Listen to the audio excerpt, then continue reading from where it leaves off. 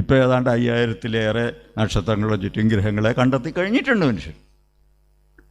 അതിലേതാണ്ട് 50ഓളം ഗ്രഹങ്ങൾ ഭൂമിയെപ്പോലെ ജീവയോഗ്യമായ മേഖലയിൽ കിടക്കുന്നവയാണ്. ജീവൻ അവിടെ ഉണ്ടോ എന്ന് നമുക്കറിയില്ല, ഇപ്പോഴും അറിയില്ല. നാളെ ചിലപ്പോൾ കണ്ടെത്തിയെന്ന് വരും. ശാസ്ത്രം അങ്ങനെയാണ്.